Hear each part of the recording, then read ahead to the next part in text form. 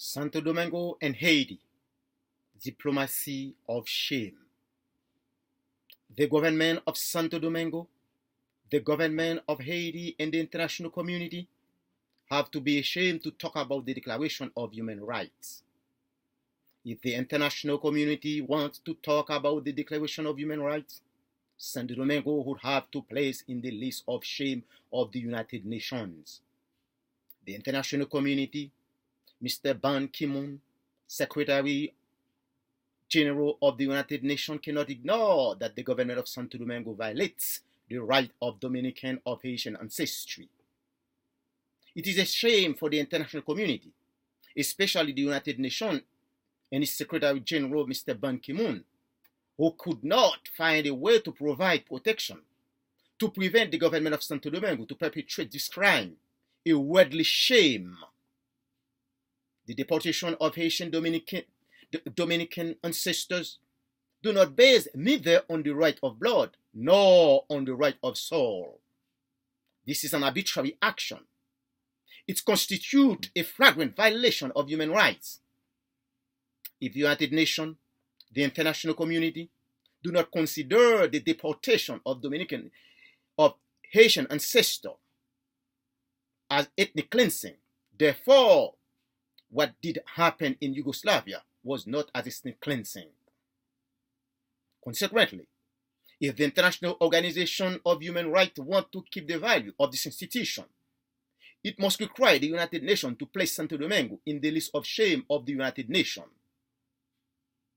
If the United Nations wants to honor the respect, prestige, and reputation of the institution of diplomacy, Santo Domingo has to place in the list of shame of the United Nations.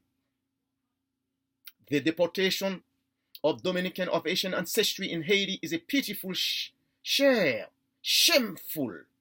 for the Dominican Republic, the international community, and the Haitian government that shows its weakness by failing to protect the national territory against the invaders of Dominican Haitian ancestry.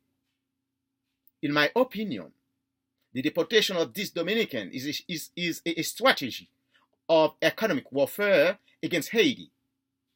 The economic war that Santo Domingo is now advocating against Haiti is an undeniable reality, not only between the two nations, but the economic war is visible in international relations. The history justifies that the government of Santo Domingo is a racist government. And each day that reality becomes more demonstrative. There are different facts which emphasize the Santo Domingo. The Dominican government does not like blacks. Rafael Trujillo, the diseased torturer of Santo Domingo, had thought that the color of the skin of the people could justify its value. And the current government of Santo Domingo still continues the same Trujillo era that has transformed Santo Domingo as a slaughterhouse. In 1937, he gave order to massacre several thousand of Haitians in Santo Domingo. The bleaching policy of the Dominican population by Rafael Trujillo, the late dictator of the Dominican Republic, still continues with this government, with the government actual of Santo Domingo. What government of Santo Domingo is doing against the Dominican of Haitian ancestry has no difference between what Hitler, I talk about the Adolf Hitler, did to the Jews, deported them, and had perpetrated the genocide against them in concentration camps. However, the international community continues with its hypocrisy by showing that it condemned Hitler for ethnic cleansing against the Jews.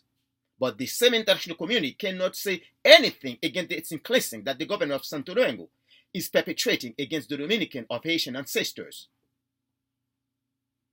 The international community, the United Nations, must stop making political hypocrisy. They must know that no country can remain isolated in the globalized world. International institutions, especially the United Nations, know very well that the decision of Dominican government against the Dominican Haitian ancestors is contrary to international law. The government of Santo Domingo should know that ethnic cleansing is a violation of international law.